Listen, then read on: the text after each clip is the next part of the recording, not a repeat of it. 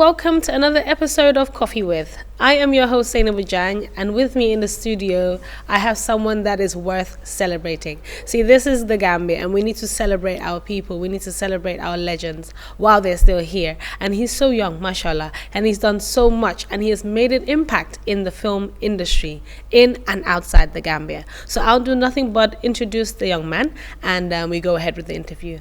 Thank you very much for coming to Coffee With. Thank you, Senabu, for having me in the studio. You're welcome. So, Alhagie Manka, do tell Coffee With who you were and what you were doing before you became the CEO of State of Mike and a filmmaker.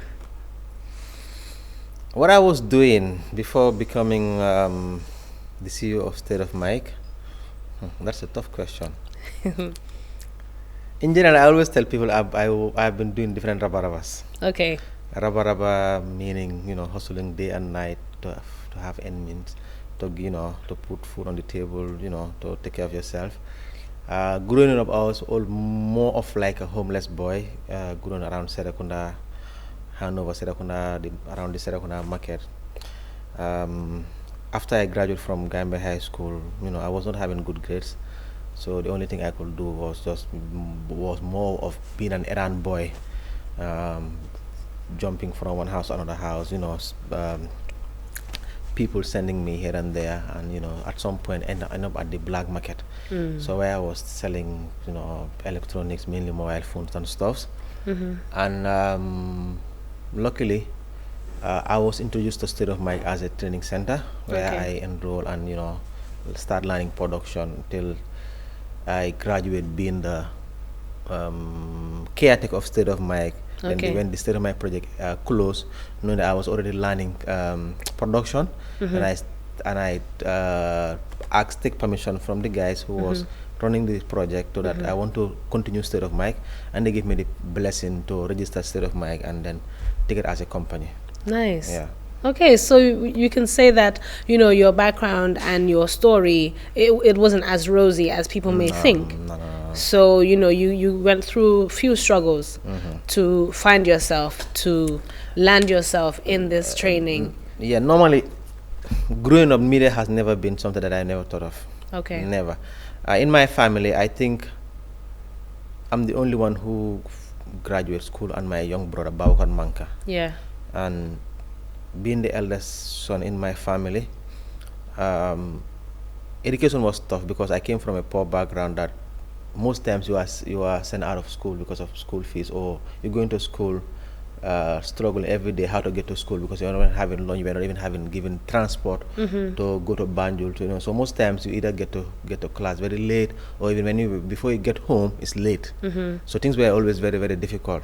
So education was not something that we prioritized, and being a pure fana both from mom and dad, we don't value education. So that's why when I graduated from school and knowing that I was not educated, I didn't have good quality education, I make sure that my young brother Baukar is educated, and even after graduating from school, he continued his education, and hoping that my other siblings will continue schooling. So media has never been something that was part of me. What I was always thinking is that how do I make sure that I follow people that I know, that people only wake up every day, go to the market, sell one or two things just to get money. But media was just something that accidentally came to me, and then I just embraced it, and knowing that it was a skill that if I learn it, it can take me somewhere else. And I'm grateful that I'm one of the few young people in the Gambia who are really doing very well in this industry. Yeah, and that's why you're here today, to highlight that and celebrate that. And you mentioned that it accidentally fell in your lap. So how did that happen? Because you was at the black market selling mobile phones. How did you accidentally get this opportunity to be enrolled and trained at State of Mike? Growing up was very difficult for me, extremely difficult. I wasn't seeing any mother around me. My parents divorced when I was very, very young. And normally sometimes when your parents divorce, and then they always have that fight between them. The family, the parents that have you always don't want you to see the other, the other parents. So it was always difficult. I was not with my mom, and my father was married to another lady, so I was not at my house. So I was more like around Serekunda, where I was having friends that I do stay with, or people that I was staying around. So I was more like a homeless boy around Serekunda all the time. When I finished school, there was nothing that I was doing, absolutely nothing. The only thing I saw that I could have been doing was when I gamble during the night, whatever money I have, I go to black market, buy phone, sell it, buy phone, sell it. That's what I was doing. Yeah. Most times. So there was this project called State of Mike. It was run by some Dutch philanthropists. So the project was only for 2 years, and after the 2 years, they planned to leave, and it was more like a training center. Yeah. But I came almost after the end of the project. So I was introduced to the project by one of my friend Lyman Sedi. So he didn't actually introduce me to the project, but I was more like his boy around him all the time. So whenever he's going to the studio, I was always with him. Okay. So I remember this time when these tubabs came and were filming around Serekunda, and I was always following them. Young people and tubabs, tubab this and that. They were always with camera. So I was just following them. And when they were leaving, they told me, they told the guys that Manka is very passionate. Why not you guys, put him around so that he can also learn production. Yeah. But that was just when the project. So I almost spent less than 3 months within State of Mind before it closed. But between that time, because there was internet at the office, I was always on YouTube learning, online learning. So it really helped me to become who I am today. Nice, perfect. Well, I'm glad that happened, and obviously it screamed you to become the man you are today. Yeah. So alhamdulillah for that. You actually touched on your childhood, because usually I do ask that question of what was it like growing up, but you've mentioned that already, that it wasn't easy growing up, and the life you had to live due to your parents divorcing, you ended up being homeless at some point just because you wasn't in a stable place. But everyone has send jajad. Everyone goes through something in order to learn and grow. So we'll move on. So Alhagie, apart from you getting this training at Set of Mike, and obviously now being the CEO of it, and it's now grown into higher heights. Apart from you mentioned that you didn't have an interest in media. It wasn't a thing for you, but then you ended up pursuing it anyway. But what kind of pushed you to continue learning more about filmmaking, learning more about media production? Because there must have been something that you saw in it that was I don't think there was something that I saw in learning media. I only see that it was a skill that if I had the passion to push it, it will take me somewhere. Because before going to State of Mike learning, there was this guy called Major Demanjai who once told me that sa papa amut si yow yaakaar, and sa family banned for the fact that I was more like a bandit in a way. Yes. Okay. I was in and out of police station every now and then. Really? And it was difficult. I remember the last time I get into a police was Bakau police, when I had to forge a stadium ticket, sell them to make money, and then I was arrested. And then for almost 1 week I was there. Nobody came to bail me. My dad he's not interested in bailing me. Wow. And he does not care. So it was Demanya who because we were he lived in our area, came and bailed me, because at that time he was in the service. He was a military. He was a major, and he told me that I remember working with him from Bakau Police to almost Observer Johnson. He was also advising me, and those little advice that he gave me really changed my life. Because sometimes it's not a matter of the fast money you're having now, but what will you do to make sure you still having clean money that you can take care of yourself and your family. So when Demanja advised me, so many times that I am always in and out of police station, I'm different from all the young people around my father's community. So my father is not even proud of me, and I have so many young brothers and sisters. They should look up to me because I'm the first child in the family. Yeah. So it was because of that I said, look, learning production will not give me money at that time, but when I learn hopefully after 2 to 3 years, I can get clean money that I can be proud of. Yeah. So that was some of the things that really pushed me to be to focus so much on multimedia. Nice. Yeah. That's a great push, because it shows again, your history, your story, that actually in and out of police station was not favoring you, and because you heard that your father wasn't proud of you, that made you push yourself and change even more to make clean and legit money. Yeah. Okay, thank you. So now, I know there must be challenges that you encountered before, in regards to getting SOM to where it is now. So tell us a few about those challenges that you encountered. At the beginning, it was tough because at the black market, you can go to it. You can go there at the morning, have $500 and make $2,000 a day, because we are buying mainly stolen stuff and sell it for higher price. Yeah. But when I started State of Mike, there was nothing like money coming in. You were always there learning and making sure you take care of this. And you are more like a mate, taking care of State of Mike, holding the keys, and whoever want to come to record at the studio, I open them for them to record. Sometimes I don't have money for cash, so I have to try to get some of my items, sell them to make sure I get money for cash. So it was at the beginning, it was tough. Yeah. Because for you to run a place, it was difficult if you don't have money, if there wasn't income. That was some challenges. The other challenge was I was having some few people that were giving me jobs here and there, but they were not giving you money as a proper cameraman. Okay. They were only giving you change, or most of the time they will use it for free. Right. Because there was a camera at the center, but because you want to learn, you learn using, you want to master the camera, you will have to go with people that understand camera. You go with more of like an apprentice and learn through what they were doing. So at my first day, that was challenges. But after some years, when I started understanding the camera, I came with a business strategy, because I think growing up around Serakunda taught me so much in business that one man can do a lot, but sometimes you have so many challenges. So what I did was to make sure to bring so many people around State of Mike, so that I can also train the little knowledge that I have in production, and they can help me in case I have bigger production. Yeah. But training those people in the first 3 years was very difficult. I sacrificed to make sure that even if I was borrowing money from people to rent an office. Yeah.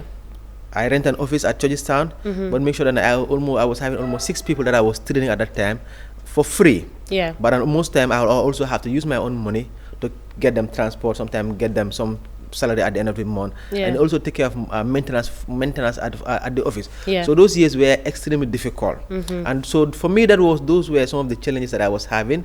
But later on, things were coming up because I had the numbers in my office and I was investing so much on equipment. We were having bigger companies coming to work with us because we had the capacity. Yeah. Because of the staff we have, and we also have equipments. Nice. So that really helped us, to lift our status in the industry. Nice. That's the actual question I'm coming to next, which is the international companies and organizations that you guys have worked with. We've seen during the presidential elections, you were there, full in the front, covering everything. After that, we've seen you worked with UN. We can go on, but it would be nice to hear from yourself. How did it feel working with these partners? Because it took your work to another level. I think before I was doing so much work in Gambia, I already started doing so many international work outside Gambia, mainly in around Africa, between East Africa and Southern Africa, because I had this guy called Ibrahim Cisse. Ibrahim Cisse is a climate activist and also a youth activist. We partnered together, and what we usually do is that we try to understand conference coverages. Okay. So whenever there's this conference within the African Union agencies, we will write to them, propose to them ideas that we have, and then most of the time they like our ideas and they give us a contract, and then we go. So I remember my first work with Ibrahim Cisse was working with Mo Ibrahim Foundation, and that was the first time we went there, and they were very amazed on what we were able to do within a short time of coverage, and how we package our production. It was excellent. Yeah. And it was since then that so many other agencies who were part of those conferences start also contacting. Whenever they have similar conference, they always fly us to wherever they have their conference, and we continue doing that. And because of that one event, I'm always contacted to go outside Gambia to do productions. In terms of in Gambia, it also comes back to having the capacity. Yeah. Capacity in a sense that the numbers. I think I always say that Cinema is one of the only multimedia agency that has about 13 staffs. In Gambia, most of the companies you have, or most of the people you see doing production, they are one-man production team, whereby the cameraman will be the cameraman, the editor, the director, and everything.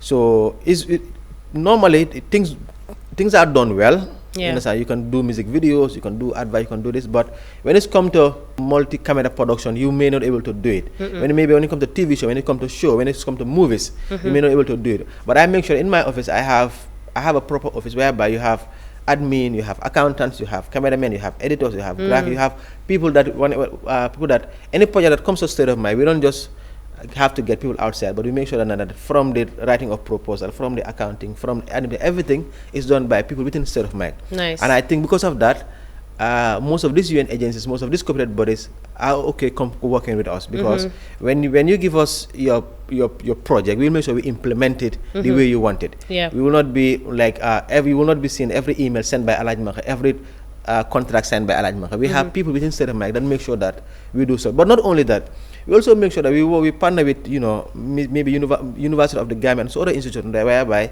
when you have students from the University of the Gambia's journalism and digital media, whenever after they finish, they come to State of Mind, also learn practical and the practical aspect of production, and then we also work with them, and then from there we also recommend them to UN agencies. I think most of the time is one of those people who we transfer to these UN agencies. They are the one also give us back the job, because they know the capacity we have, and they know what we can do. So that's why we are almost working with almost all UN agencies in this country. Amazing. Perfect. So Alhagie, the Gambia is proud of you. I know I am, and that's why I was like, you know what, Alhagie Manka needs to be my next guest for Coffee With. We need to know, his background. We need to know his story and why he is who he is today. Because you're you're changing the film industry in the Gambia. Your films have been recognized. We'll talk about that later. But just about the impact you're creating in the industry, because we know how filmmaking is in the Gambia. It's growing now. We're getting to another level now, but before, it was a bit challenging. We were trying to copy different styles and find ourselves in the industry, but I think we're there now. I think we're getting there slowly but surely. So tell us how this feels to know that you're recognized internationally, nationally and internationally.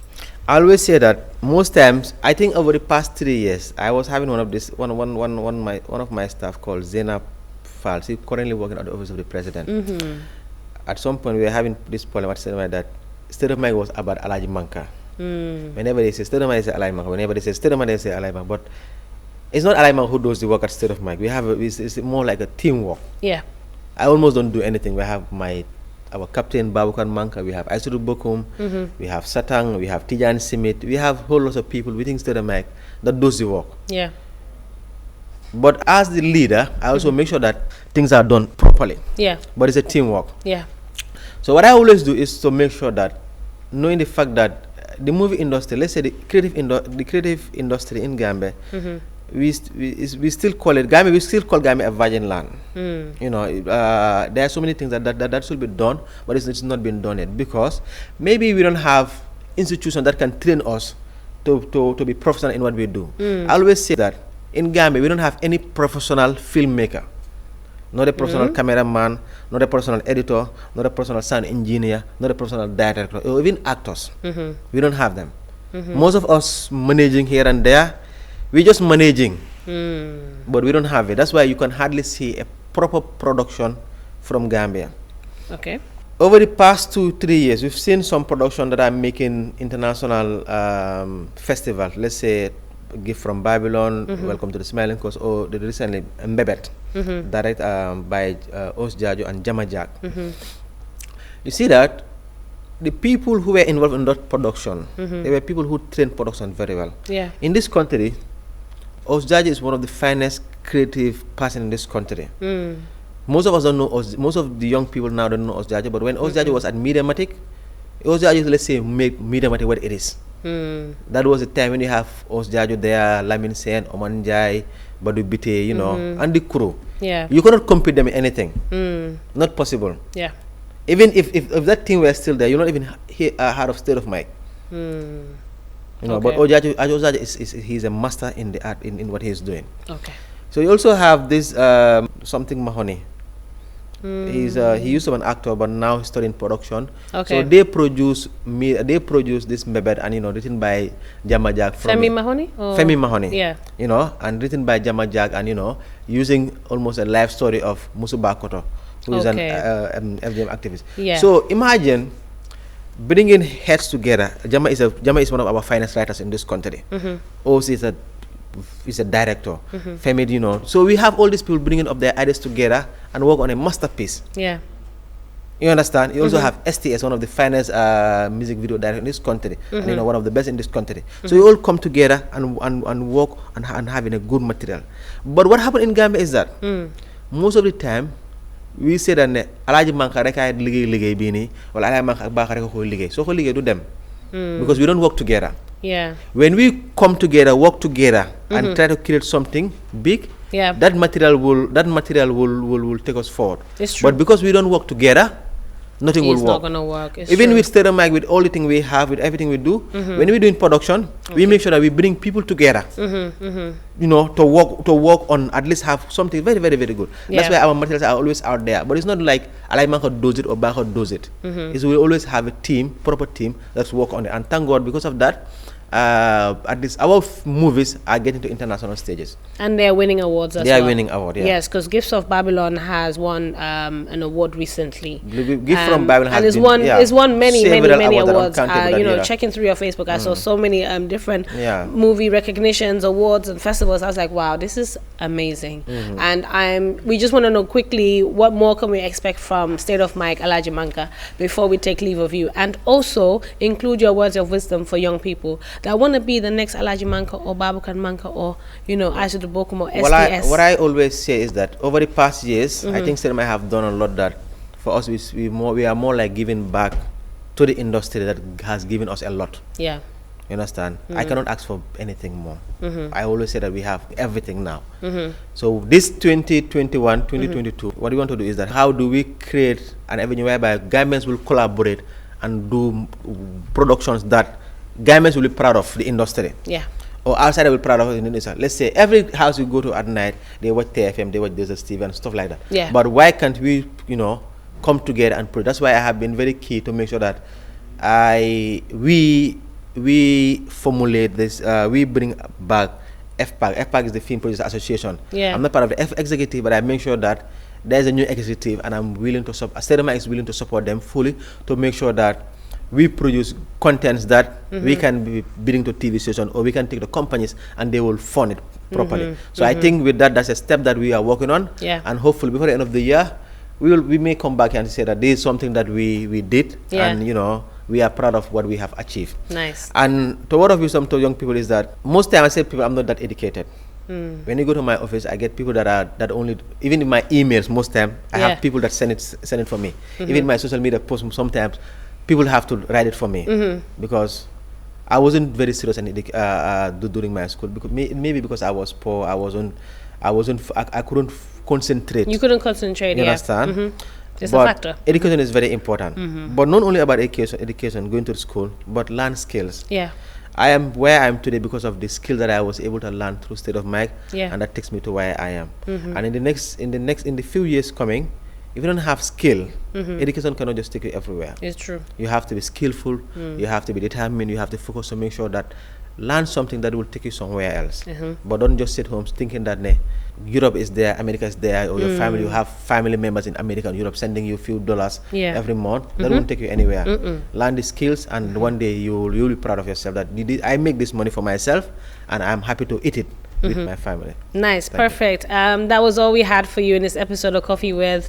That was Alhagie Manka. He said everything. I cannot wrap it up, but thank you to the team, MCR, the cameraman, makeup artist, director. I appreciate you all. Thank you very much. Thank you, Alhagie. Thank you. Great.